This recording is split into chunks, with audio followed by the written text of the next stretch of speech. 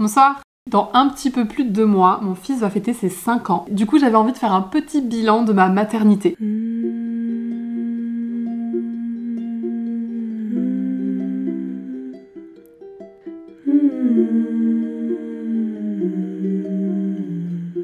J'ai un petit peu peur que ça parte dans tous les sens. J'ai écrit un plan, mais à mon avis, il va pas tenir très longtemps. J'avais plein de thématiques que je voulais aborder avec vous. Je vous ai aussi posé des questions sur Insta pour étayer encore la chose. Je pense que là, préparez-vous, cette vidéo va être un peu longue. Je vais en profiter pour dire que j'ai déjà fait quelques vidéos à ce sujet. J'avais parlé des trimestres de grossesse quand j'étais enceinte. J'avais fait une vidéo de mon début d'allaitement il y a 4 ans et demi. J'avais un peu laissé le sujet de côté ces dernières années parce que c'est assez clivant. J'avais déjà assez à faire autour de moi. J'avais pas envie d'avoir internet en plus sur le dos. Voilà, je suis restée tranquille. Aujourd'hui, j'ai les épaules plus solides et le recul nécessaire. Et puis sur YouTube, on est quand même dans un espace très cocon, très sympathique. Je redoute pas tellement de sortir cette vidéo, donc ça va le faire. Je vais vous faire la suite et fin de cette histoire d'allaitement pour commencer. C'est une des questions qui est le plus revenue dans la FAQ. Alors écoutez, l'allaitement s'est arrêté il y a 1 an, donc il aura duré un bon 4 ans. On a bien rentabilisé les galères du début. À part ce démarrage ultra compliqué, tout le reste, ça a été l'autoroute du bonheur, hein.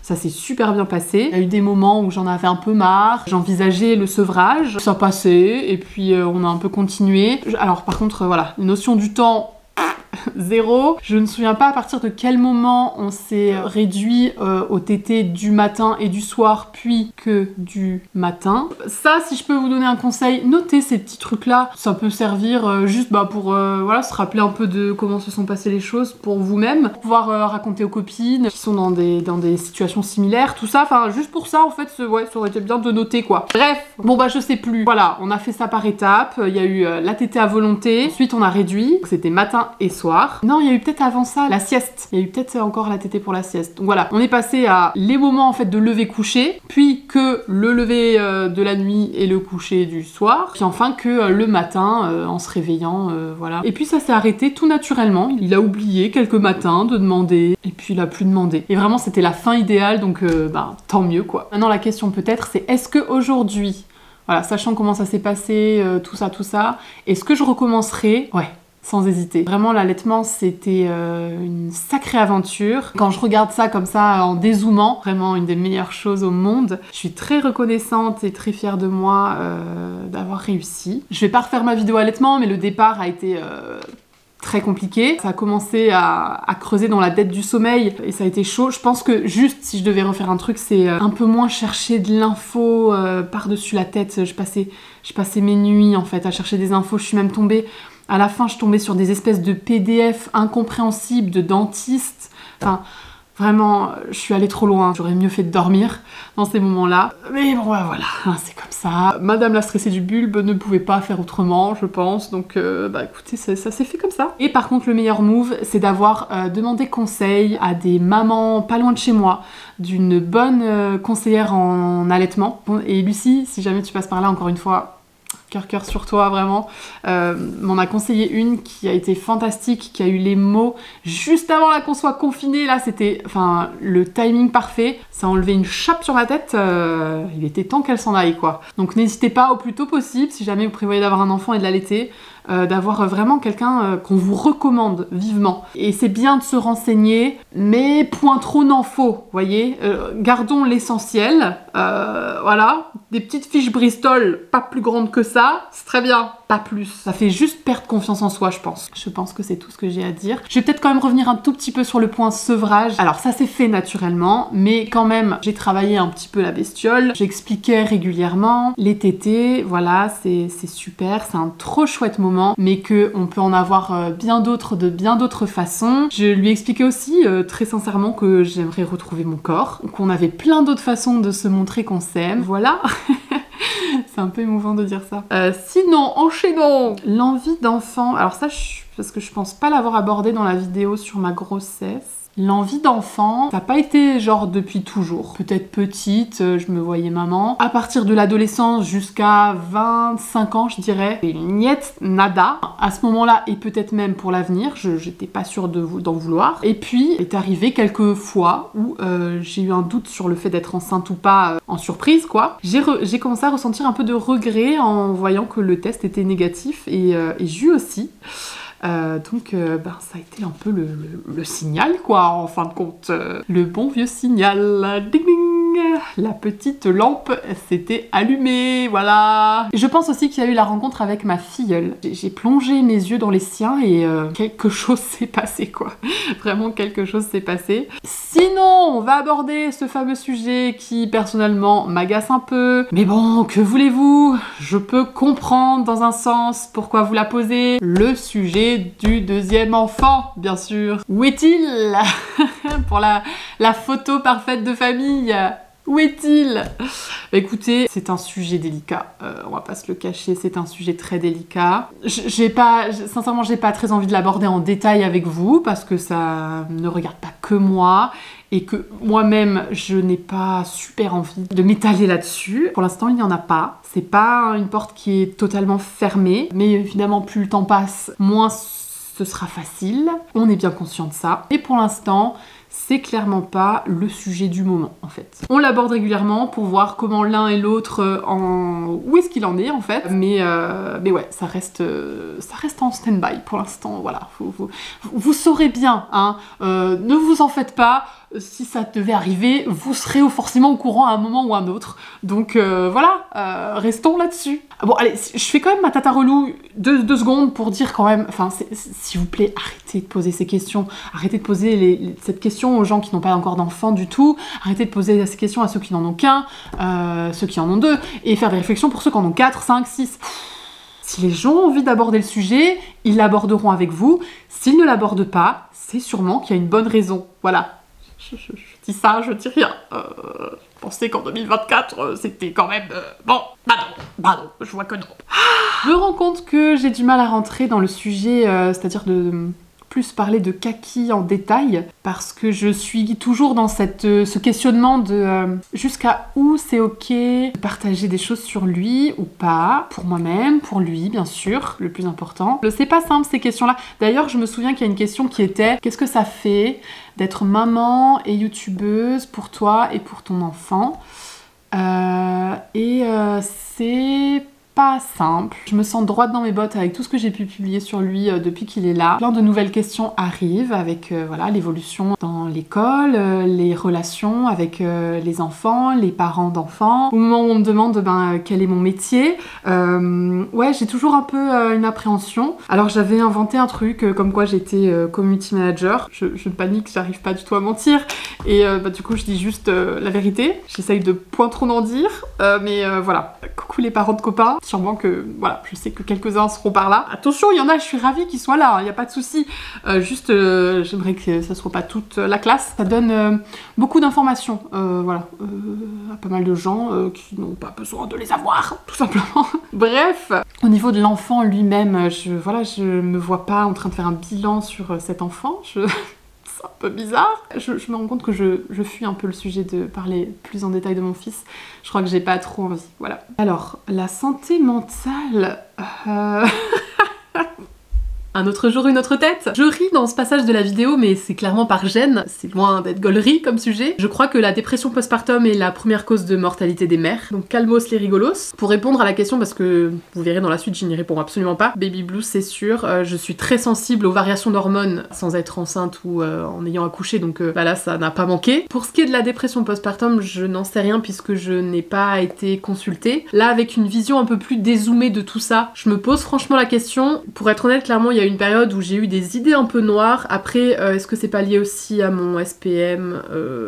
Bon, je ne sais pas. Je sais pas si je saurai un jour. En tout cas, j'ai pas consulté pour ça. Du coup, bien sûr, si j'ai qu'un conseil à donner, c'est de ne surtout pas rester seule avec ça. Parler le plus possible autour de soi. Puis si on a la possibilité d'aller consulter, ne pas hésiter. C'est vraiment pas à prendre à la légère. C'est très dangereux et très important. Je ne pense pas avoir trop caché que il y a eu plein de moments assez compliqués pour moi, de remise en question, une matrescence, comme l'adolescence en fait, assez explosive, dirons-nous. Beaucoup de colère, beaucoup perdu la dame. Je me suis pas mal isolée aussi. Alors, la période était un peu propice avec confinement, tout ça, tutti quanti. J'ai aussi été une des premières dans mes cercles proches en fait à avoir un enfant, à peu près quoi, enfin voilà, j'avais quand même 2-3 copines mais qui étaient très loin. Et puis dans tous les cas, je suis une personne, quand ça va pas trop, j'ai plus tendance à faire l'huître qu'à aller chercher de l'aide. Alors j'y arrive quand même un peu, c'est pas ma nature première quoi. J'avais quand même du monde autour de moi, très précieux physiquement et plus éloigné donc mentalement via les audios WhatsApp. Bah, quelle bénédiction les audios WhatsApp, je vous jure. Mais ça a quand même été quelque chose dont j'ai souffert, la solitude, l'isolement. Je pense qu'il y a aussi une césure, une espèce d'incompréhension, de peur de blesser entre les différentes générations parce qu'on a fait les choses différemment.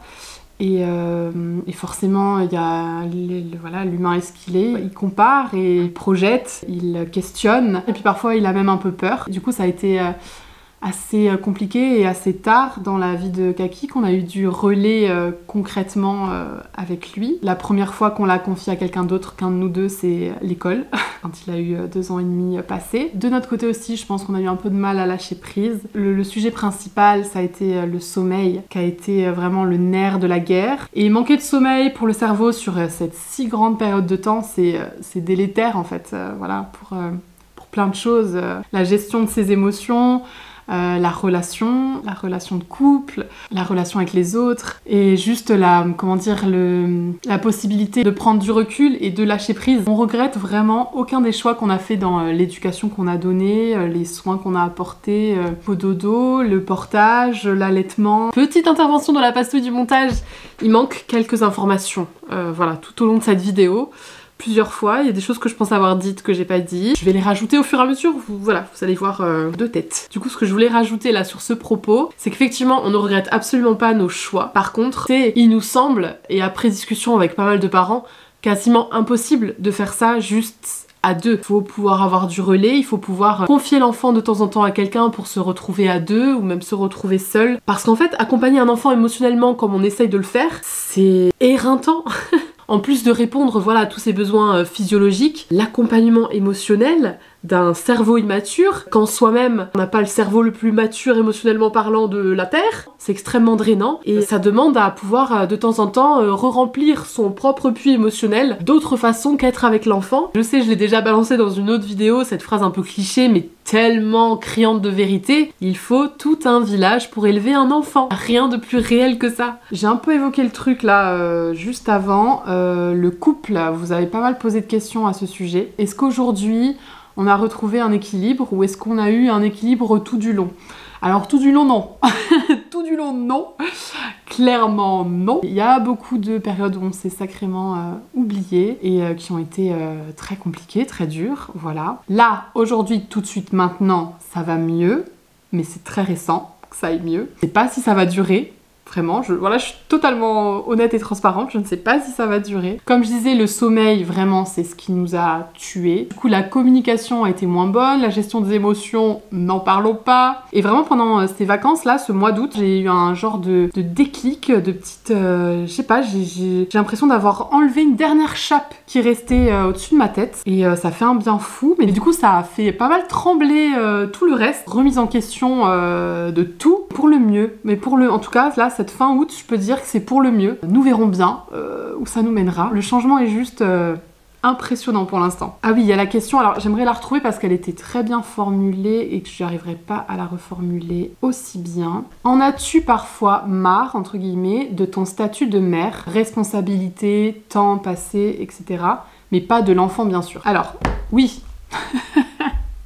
Bien sûr que oui. C'est extrêmement surstimulant, c'est extrêmement challengeant comme rôle. Parfois, on a les épaules bien là, bien présentes, et parfois, non, pas du tout. Parce que d'autres problèmes à côté, mauvaise semaine du mois, parce que juste... c'est normal d'avoir envie de souffler par moment. Alors oui, moi j'ai mes moments dans la journée où la maison est silencieuse, mais c'est du temps que je consacre à mon activité professionnelle. C'est pas pareil. Surtout là, dans quelques heures, je sais très bien que voilà, il va falloir rentrer dans le tunnel du soir et que c'est pas toujours... voilà, des fois j'aimerais juste zoner. Zoner total. Malheureusement, nous n'avons pas cette possibilité encore aujourd'hui. Voilà. Il est parti quelques jours chez son tonton et sa tata à Toulouse en début de vacances d'été. Sauf qu'on est dans une maison en rénovation, donc on a été en travaux, mon papa était là, voilà, c'est... C'est pas facile. Mais c'est ainsi. On prend notre mal en patience, ça arrivera bien un moment ou un autre. On y croit. Autre question que j'avais notée là, et après j'irai voir directement dans les petits messages pour voir si j'ai rien oublié. Ce que je dirais à la moi du jour de l'accouchement du petit cac. Très cliché, mais genre tu es assez. Tu es exactement la mère dont il a besoin. Il faut juste garder la souplesse parce que de toute façon tout change constamment. Oser un peu plus demander de l'aide... Très franchement, parce que je pense que parfois les messages sont pas bien passés, et puis comme je disais, là, le côté huître, tout ça, c'est dommage, c'est dommage. Allez, prenons d'autres questions. Ça fait quoi de devenir maman? Alors écoute, ça fait quoi? Ben, c'est extrêmement bouleversant en fait. Ça vient nous chercher dans nos recoins les plus sombres. Faut y être préparé. Ça remue beaucoup de choses. Il y a des souvenirs qui remontent. Il y a plein de choses, plein de choses. Ah, c'est un tourbillon. C'est un sacré tourbillon. Mais je suis intimement persuadée que c'est pour le mieux. Explicitons le c'est pour le mieux parce que du coup ça fait une réponse un peu trop négative à mon goût. Effectivement c'est une tempête qui fout un peu le bazar là-haut, mais c'est bien parce que du coup tout est par terre, on peut refaire les étagères, ranger les choses à leur place, trier, recycler tout ce qui n'a plus rien à faire là. Et voilà, ça donne de nouveaux objectifs dans la vie, ça lui ajoute un nouveau sens. Bien sûr c'est énormément de bonheur de voir ce petit être qui s'émerveille de tout, on s'émerveille avec lui, on redécouvre un peu la vie, de voir ce mélange entre soi et la personne qu'on aime, c'est magnifique. J'ai pas les mots. Ton corps est-il différent avant et après bébé? Et est-ce que ça a impacté ton moral et ton image de toi? Oui, il a changé, mais vraiment je n'en fais pas tant cas que ça. Il y a eu un moment, la première année je pense, j'ai eu quelques soucis avec ça. J'avais beaucoup perdu de poids, une dizaine de kilos en moins que avant d'être enceinte. Et j'avais du mal à me reconnaître, je me trouvais vieillie. C'était la fatigue aussi, je pense, sur mon visage, d'être un peu plus creusé, un visage fatigué. Plus ça que le corps en soi, genre les seins, le ventre, les fesses, tout ça. Je regrette un peu mes petites fesses, mais je pense que ça c'est quelque chose qui peut se changer si j'en ai vraiment envie, donc j'en fais pas cas. Et par contre, l'image de moi, à l'inverse, en fait, d'être devenue maman, elle est bien meilleure. Ça me donne une espèce de force, une espèce de confiance en moi supplémentaire.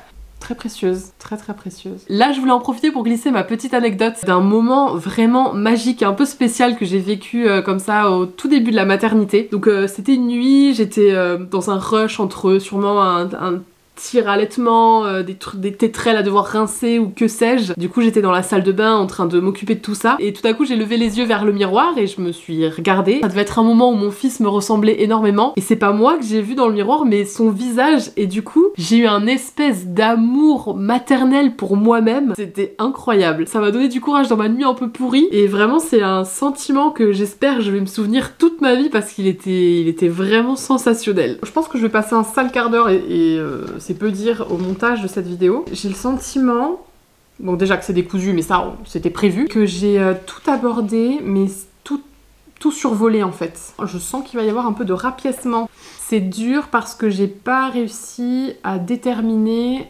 le curseur de ce que j'ai envie d'exprimer, ce que j'ai envie de partager, ce qui me semble aussi universel, et le côté privé. J'ai envie de dire que c'est un peu le quotidien de créateur de contenu, en vrai, hein, donc est-ce qu'on est surpris? Non, mais là comme ça touche l'enfance, c'est d'autant plus crispant. Écoutez, je suis vidée. Je vais du coup arrêter cette vidéo ici, je pense que j'ai beau essorer, il n'y a plus rien qui va sortir. Merci infiniment d'avoir passé ce moment avec moi, de m'avoir écouté tout du long. Peut-être que vous avez sauté des chapitres, je ne sais pas, faites bien comme vous l'entendez. N'hésitez pas à réagir à tout ça, à partager vos propres expériences. Si vous avez d'autres questions, posez-les aussi, et peut-être il y aura une deuxième partie. Je pense que ce sujet est un peu inépuisable quand même. Je peux vous donner aussi le lien vers le podcast de Harmonie qui m'avait donc interviewé il y a 2 ans, 1 an, 2 ans, sur Vaisseau Mère. Je vous le mets en barre d'infos. Là, dans le petit, je crois qu'il y avait un truc YouTube en fait. Ouais, c'est la période où j'avais plus de poils de tête sur le bulbe. Prenez pas peur, ils sont revenus. Puis moi, une dernière fois, je vous remercie. Je vous fais plein de gros cœur sur vous. Et je vous dis à très bientôt pour une prochaine vidéo. Salut! Mouah!